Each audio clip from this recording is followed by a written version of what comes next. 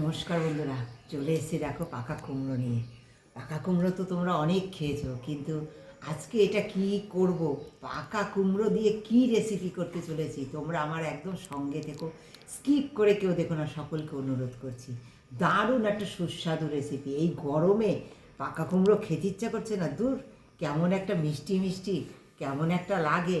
পাকা কুমড়ো খেলে পরে মিষ্টির জন্য অনেকে খেতে পারে না, এমন একটা জিনিস দেবো যাদের সুগার প্রেশার, মুখের স্বাদ বাড়ানোর জন্য দারুণ একটা রেসিপি। এর মধ্যে একটা এমন জিনিস দেবো, একেবারে স্বাদে পরিপূর্ণ হয়ে যাবে আর দারুণ লাগে খেতে। কখনো কেউ না খেয়ে থাকলে একবার ট্রাই করো, আর যদি কেউ খেয়ে থাকো সেটা একটা কমেন্ট জানিও। যারা এখনও পর্যন্ত আমার চ্যানেলে আসনি, সাবস্ক্রাইব দেখো অথচ সাবস্ক্রাইব করোনি, একটা সাবস্ক্রাইব করে দিও। অনেক প্রচুর বন্ধুদের সঙ্গে একটু শেয়ার করো। যারা একটা লাইক দাও না, একটা লাইক দিও বন্ধুরা। সকলকে অনুরোধ করলাম একটা ওয়াচ টাইম পূর্ণ করার জন্য, জানো ফুল ওয়াচের দরকার।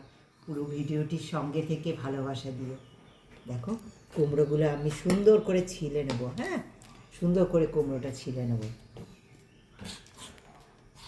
দেখো বন্ধুরা, কুমড়োটা আমি এরকম, তোমরা তো অনেক রকম কাটো, কিন্তু দেখো আমি এই যে এরকম লম্বা লম্বা করে এরকমভাবে কেটে নেব।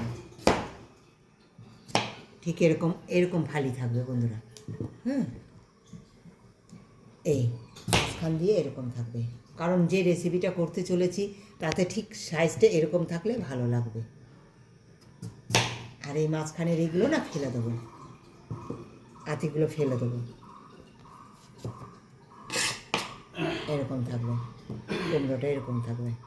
তো বন্ধুরা, এটা একটু লবণ আর হলুদ মাখিয়ে নিচ্ছি, নিয়ে একটু আমি কুমড়োটা ভেজে নেব। হ্যাঁ, দেখো কুমড়োটা আমি সুন্দর ভেজে নিচ্ছি।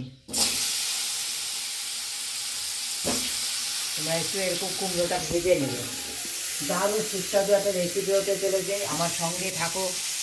দারুণ দারুণ, ভীষণ ভালো লাগে। কুমড়োর সঙ্গে এই জিনিসটা অ্যাড করলে এত সুস্বাদু হয়। সাধারণত আমরা ঘরে সেগুলো তৈরি করা থাকে, সেটা দিয়ে আমরা বানিয়ে মাখিয়ে খাই, কিন্তু আজকে যেটা করতে চলেছি আশা করি তোমাদের খুব ভালো লাগবে। তোমরা আমার সঙ্গে থেকে দেখো। দেখো কুমড়োটা সুন্দর ভেজে নেবো, একটু লাল লাল করে ভেজে নেব। তারপরে একটু ভেজে নিলাম কুমড়োটা। হ্যাঁ, তোমরা এইভাবে ভেজে নিও। যদি এটাকে তোমরা কড়া ভাজতে চাও, অবশ্যই তোমরা কড়া ভাজতে পারো, কিন্তু আমি খুব বেশি ভাজবো না। গরমে খুব বেশি কড়া ভাজা খাওয়া ঠিক তো না। হ্যাঁ, তাই আমি, তোমরা যদি স্বাদের জন্য অনেক বেশি কড়া লাল লাল করে ভাজতে চাও, অবশ্যই ভাজতে পারো, কিন্তু আমি খুব বেশি কড়া ভাজছি না। দেখো হালকা করে একটু ভেজে নিলাম। হ্যাঁ, কুমড়োটাকে এবার কুমড়োটাকে তুলে দেবো।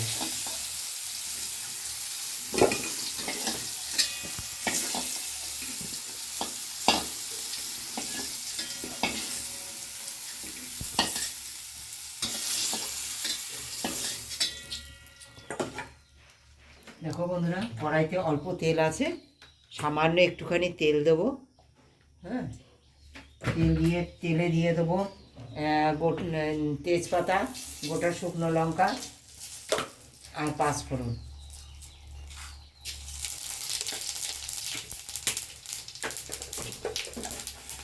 দেখো দিয়ে দেবো পেঁয়াজ বাটা,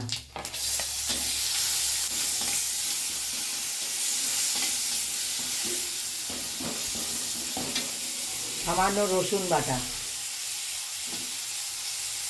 হ্যাঁ, অল্প আদা বাটা, সামান্য, দেখো এতটুকু দিচ্ছি আমি। আমার কুমড়ো কতটুকু তোমরা দেখেছো। হ্যাঁ, সেই পরিমাণ অনুসারে তোমরা মশলা দেবে। হ্যাঁ, তোমাদের যদি মনে করো যে একটু মশলা গ্রেভি গ্রেভি খাবে, অবশ্যই দিতে পারো, কিন্তু এমন একটা জিনিস দেবো তাতে খুব বেশি মশলার প্রয়োজন হয় না। হ্যাঁ, দেখো দিয়ে দেবো পরিমাণ মতো লবণ। সব তোমাদের যার যেমন খেতে ইচ্ছা করে, যে অনেকের ঝাল খেতে ইচ্ছা করে, পরিমাণ মতো দেখো হলুদ দিয়ে দেবো। হ্যাঁ, সামান্য একটু কাশ্মীরি লঙ্কার গুঁড়ো, একটু কালার হওয়ার জন্য অ্যাভয়েড করতে পারো। হ্যাঁ, একটা কাঁচা লঙ্কা, সামান্য দেখো ধনিয়া জিরে এই যে নিয়েছি, সামান্য সামান্য দিচ্ছি আমি, একদম সামান্য, একদম সামান্য। খুব কম মশলায় আমি রান্না করি, তোমরা জানো বন্ধুরা। হ্যাঁ, যে আমি খুব মশলায় রান্না করি, কিন্তু তোমাদের যদি খেতে ইচ্ছা করে একবার এসো আমার বাড়িতে। আমি কম তেল মশলায় রান্না করি, কিন্তু সেটা যে সুস্বাদু হয়ে ওঠে সেটা আমার বাড়িতে আসলে অবশ্যই তোমরা দেখতে পাবে। একবার এসো, খেয়ে যেও আমার সঙ্গে থেকে যে মাসিমা কেমন করে কম তেল মশলায় রান্না করে। দেখো তোমরা সমস্ত মশলা মিলিয়ে কতটুকু হয়েছে। হ্যাঁ, এই মশলা ভাজতে থাকবো। আর মশলা ভাজার সময় কি জিনিস দেবো দেখো, দিয়ে দেবো ডাঁটা। এই যে একটা ডাঁটা কেটে নিয়েছি, আর কেটে নিয়েছি এই যে আম। হ্যাঁ, আম কেটে নিয়েছি, একটা গোটা আম কেটে নিয়েছি। এই আম দিয়ে দেবো আর ডাঁটা দিয়ে দেবো। একটা টমেটো দেবো বন্ধুরা। এই যে টমেটো, আমি একটা টমেটো কুচিয়ে দিয়ে দেবো। আর এই সময় তোমরা দেখেছো তো আমি কুমড়োটা একটু ভেজে নিয়েছি। আর কুমড়োটা এমনভাবে ভাজবে, হালকা ভাজলেও ঢেকে ঢেকে ভাজবে যেন গলে যায়, কারণ এই আম পড়বে তো তখন গলবে না। আর আমি এই মশলা কষাতে কষাতে এই সময় কুমড়োগুলোও দিয়ে দেবো। ভাজা কুমড়োগুলো দিয়ে কষাবো, আবারও কষাবো, সমস্ত কিছু দিয়ে সুন্দর করে কষিয়ে নেবো আমি। হ্যাঁ, আর আমার এই যে সিদ্ধ করা আলু দেখো, সিদ্ধ করা এই যে আলু, হ্যাঁ দেখেছো, এই সিদ্ধ করা আলুটা আমি একটু পরে দেবো। আমি আলু সাধারণত সিদ্ধ করে রান্না করি, কেটে নিয়েছি সুন্দর করে সিদ্ধ করা আলু, একদম সিদ্ধ করা। দেখো তোমরা ভাববে যে মাসিমা কী বলে, আমি সিদ্ধ করে রেখে দিই।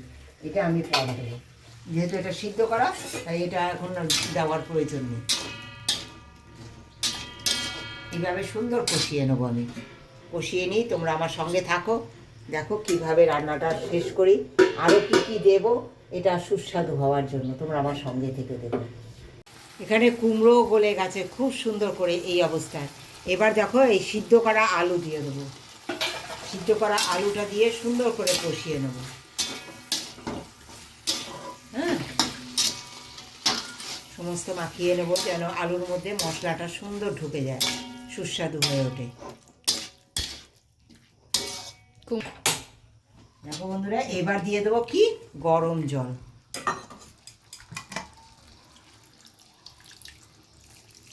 অবশ্যই গরম জল দেবে, কারণ আলুটা সিদ্ধ করা আর কুমড়োটা কষাতে কষাতে গরম গলে যায়।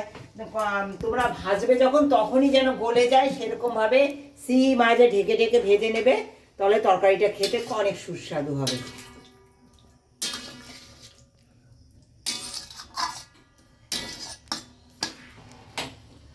তোমরা একবার আমার মতো করে এইভাবে কুমড়ো তরকারি দেখো, ভেজে রেখেছিলাম মাছগুলো, এই যে আমি মাছ দিয়ে করব এই কুমড়োর ঝোল।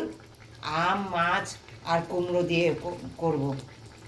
মাছগুলো আমি সুন্দর দিয়ে দেবো। এবার দেখো আমি কি দেবো,